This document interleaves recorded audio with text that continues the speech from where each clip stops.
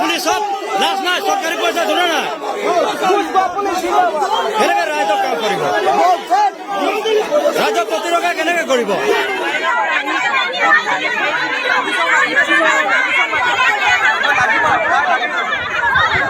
কি হৈছিলে দাদা ঘটনাটো ক'ব নেকি?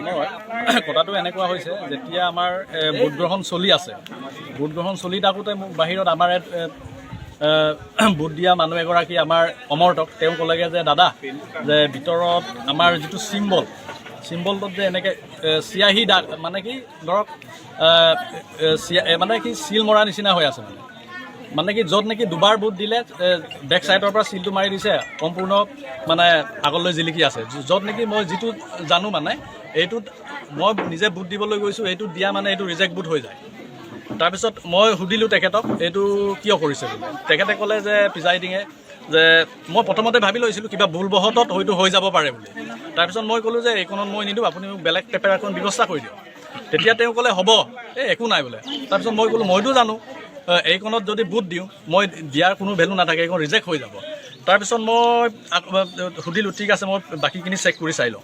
বাকীখিনি যেতিয়া চেক কৰি চালোঁ, চব তেনেকুৱা মানে চাওক, এইটো অকল টেবুলৰ চিনত চাওক, এইটো টেবুলৰ চিনত আগতীয়াকৈ মানে টেম্পাৰিং কৰি থৈছে, মানে কি আগতে মাৰি থোৱা আছে। য'ত নেকি আপোনাৰ এইটো চাওক, এইটো চবেই য'ত নেকি আমাৰ কৰ্মীয়ে ইয়াত ভোট দিলে ভোটটো ৰিজেক্ট হৈ গুচি যায়, মানে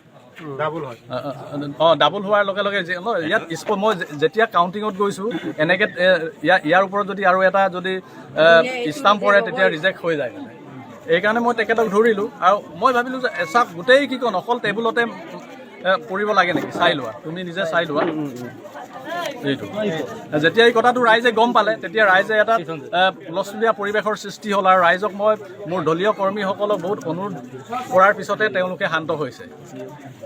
চাওক এইটো গোটেইখিনি ইতিমধ্যে আমাৰ CI ছাৰে ইয়াৰ 3টা কপি তেখেতে লিখিতভাৱে লৈ গৈছে।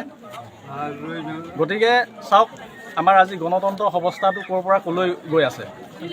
গতিকে মই সমগ্ৰ অসমবাসীক অনুৰোধ জনাইছোঁ যাতে কোনো এটা কেন্দ্ৰত এইটো এনেকুৱা এটা টেম্পাৰিংকৈ তেওঁলোকে জিকি যাব নোৱাৰে। চবেই সজাগ আৰু অচেতন হ'বলৈ মই অনুৰোধ জনাইছোঁ। মুখ্যমন্ত্ৰীক কি আহ্বান জনাব আপুনি? মই মুখ্যমন্ত্ৰীক এইটোকে আহ্বান জনাইছোঁ যে ইয়াৰ উচিত তদন্ত হ'ব লাগে, আৰু যিটো মুখ্যমন্ত্ৰী সদায় কৈ থাকে যে পঞ্চায়তখন ৰাজনীতিমুক্ত হ'ব লাগে বুলি, কিন্তু মুখ্যমন্ত্ৰী মহোদয়ে কোৱা কথাষাৰ কিন্তু আজি বাস্তৱত প্ৰতিফলিত হোৱা নাই।